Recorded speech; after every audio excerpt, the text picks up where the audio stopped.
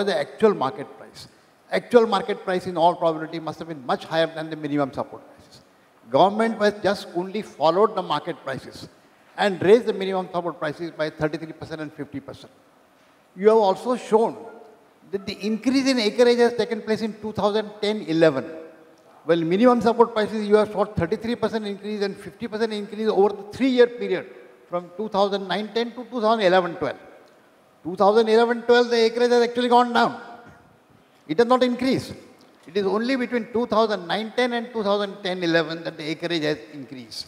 And the yield has also increased between these two periods, not between 2010-11 and 2011-12.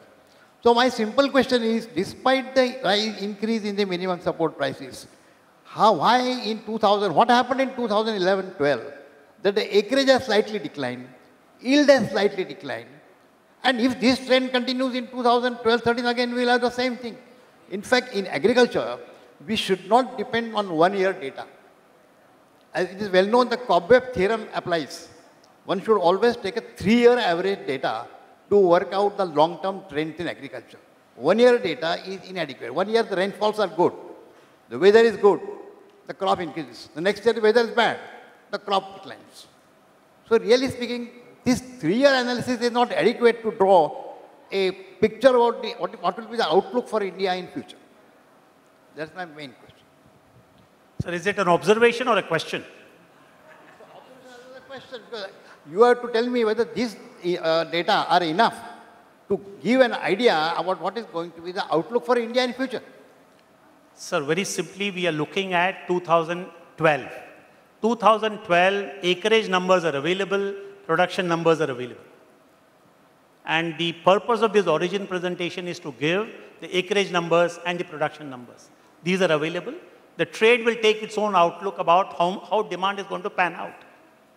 The point I wanted to make was that, one, pulses are receiving greater attention from the Government of India, number one.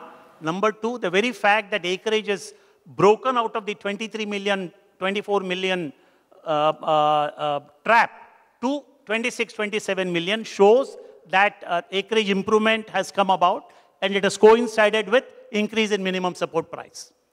Third question is farmers' expectation of price. If the farmers continue to expect good prices for pulses, they will continue to hold on to the acreage. If the farmers expect some other crop to give better yields, they will move out of pulses. And therefore, there's a need to continue to keep pulses incentivized as far as farmers are concerned. But every increase in the farm gate price will also affect consumers. And therefore, we need to support consumers. That's why I have said that we need to support consumers by the Government of India procuring large quantities and supplying at affordable prices to vulnerable sections of the population. Therefore, there is an inherent contradiction in rising minimum support price and affordable prices for consumers. But this is for the policymakers to resolve. There will be an element of subsidy.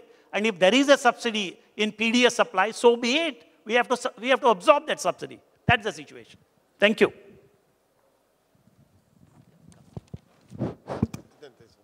Mr. Chandrasekhar,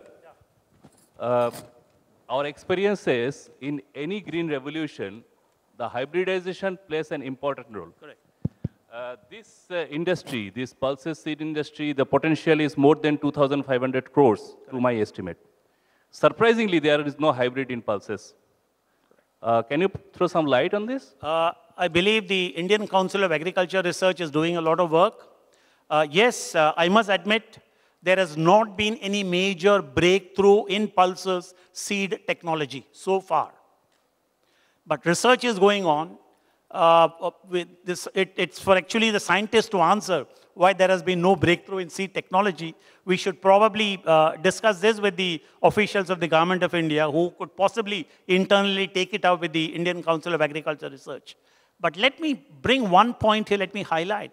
A lot of research is going on, in fact, at the field trial stage to generate, to evolve genetically modified chickpea and PGNP in India. My sense is that BT chickpea and BT PGNP will be ready for commercialization by 2014, 2 years from now. Whether the government of India will allow commercialization is a very different question. We are not getting into that. But field trials are going on. Possibly the first genetically modified pulse may be introduced in India. We don't know. We need to wait for it. But it will be ready for commercialization 2 years from now. Thank you.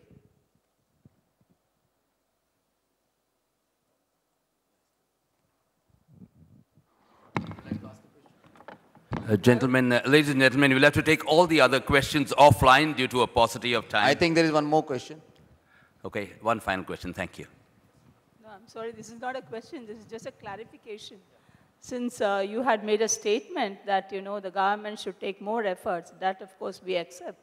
But I think on the part of nutritional security, we are aware of this problem about protein availability and how the sections of the strata of society will need to increase their consumption and even the unmet demand.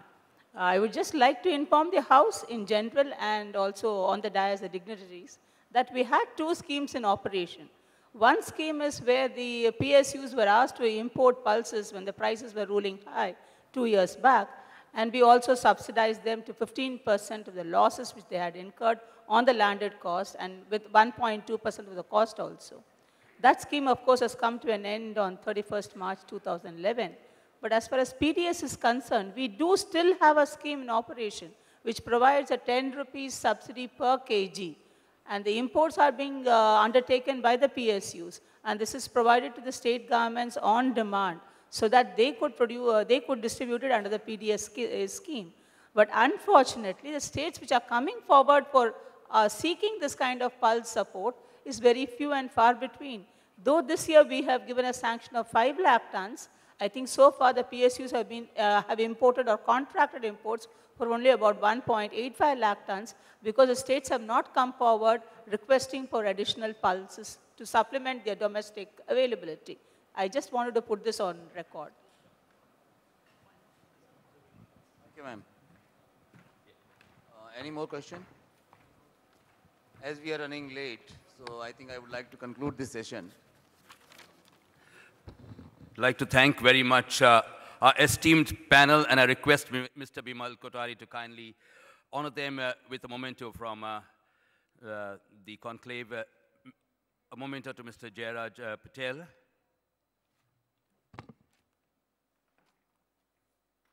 Mr. Kothari, please. Thank you. A warm hand of applause to Mr. Patel. Thank you.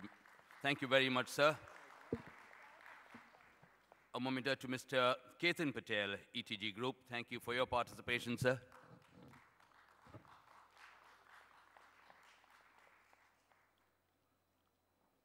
All good things take time.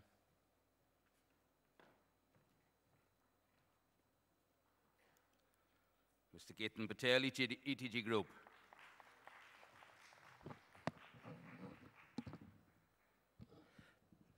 And of course, the most loved speaker in these forums, Mr. G. Chandrasekhar of the Hindu Business Line. A special memento to you, sir, from Mr. Bimal Kothari.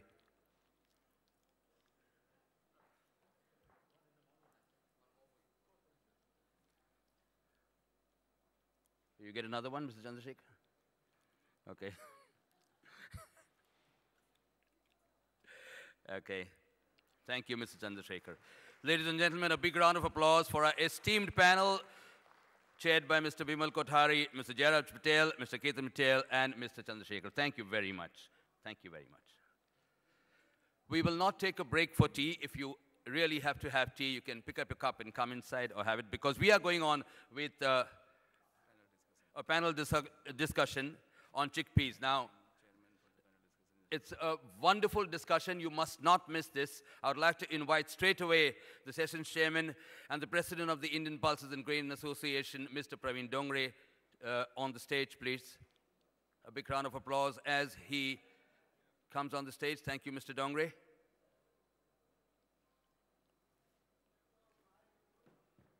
I'll need some more chairs, please. 3 more chairs. Dheera, thank you.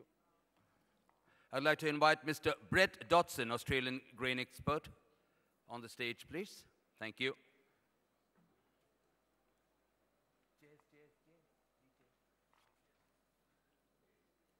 Mr. Brett Dodson, Australian grain expert. Thank you very much, sir.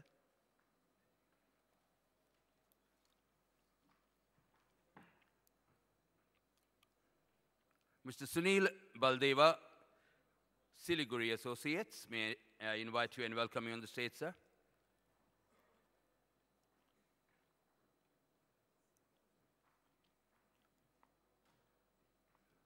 Thank you, Mr. Sunil Baldeva.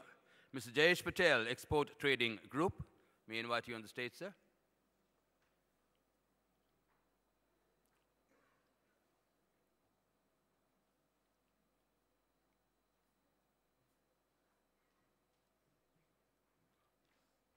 Thank you, Mr. Jayesh Patel. Mr. Pradeep Jindal, Jindal Overseas Corporation. May I invite you on the stage, sir.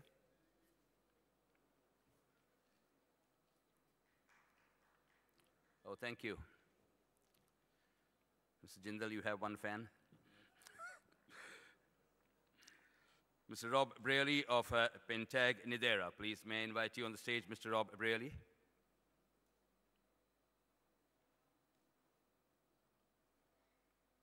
Well, he'll join us. I request Mr. Dongre to open up the session.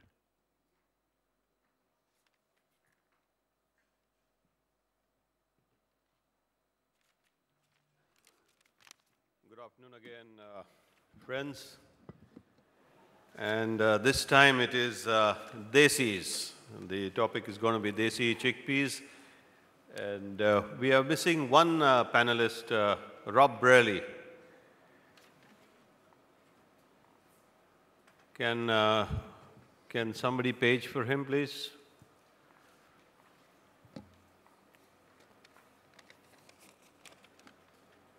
Right.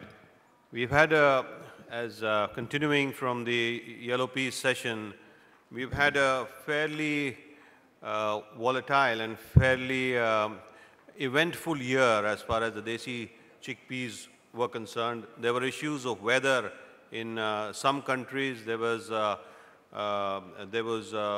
production drop in India. So the prices of Desi chickpeas have been quite volatile, and we have seen a fairly strong bull run in the past few months in India. So we would like to take the opinion of our panelists on the supply and demand of the countries of origin that they come from. I've got two eminent traders from India, so their perspective of India and what is going to evolve in India. Continue to discuss currency factors, the volatility created due to currencies, and eventually try to come down to some kind of a price range that we see this commodity to move in the next, at least for the next 6 months. So let me introduce the panelists to you. I'm sure most of you know them. To my left is Pradeep Jindal. Pradeep Jindal has been in this trade for a very long time, I think almost 25 years, if not more. He's been an active trader. He has also been a miller for Desi chickpeas in Delhi. His father, Fakir Chand ji, was probably among the first to import Desi chickpeas into India way back in the early 80s. So this family has been in the chickpeas business for a very long time. Welcome, Pradeep, to the panel, and thank you for joining us. We have Jayesh Patel. Jayesh Patel is part of the ETG group. Jayesh also has a huge amount of experience in the Australian origin Desi chickpeas. Jayesh has been one of the leaders in this trailblazing processing capacity that he has put across Africa, and now he has targeted India where they are going into the processing business. He has tremendous knowledge on the origination of Desis in Africa, the demand and supply there, and of course the processing part of the business. Brett, you've already had a chance to interact with him this morning in the Yellow Peas session. Brett is from Australia. Brett has been in the business also for a long time. He has been actively trading the Desi chickpeas for years to come now. I have known him, and I'm sure most of you know him for quite some time. So he will give us some insightful insights into the production in Australia, the weather problems, the quality issues in Australia, and what he thinks will be the trading range of chickpeas in the coming few months. Welcome, Brett, and thank you for agreeing to be part of this panel. And last but not the least, I have Mr. Sunil Baldeva from Delhi. Sunil has come down from Delhi. Sunil has been an active participant of the Desi chickpeas trade. Sunil has several offices in various parts of India where he involves in the procurement and distribution of pulses. He has a dal mill in the family business also, but particularly in the Desi chickpeas business, he has wide experience. Sunil has insisted that he will speak only in the national language, Hindi. So for those who do not follow Hindi, I will be happy to translate for him. So let me start the evening with the discussion with Pradeep. And Pradeep, this year we have seen a very strong rally in the Desi chickpeas prices. And what would be your views on this? What do you think the stock situation in India is? What do you think on the import front? So can I have a few pointers from you for the audience? Thank you.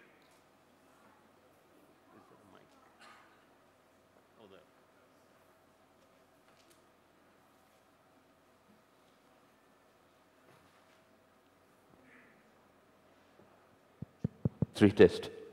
Thank you, Parveen Bhai.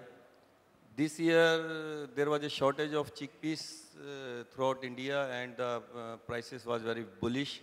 But in coming crop 2012, I believe already Andhra Pradesh, Karnataka, and Maharashtra, they have came to a high level of around 34,000 rupees.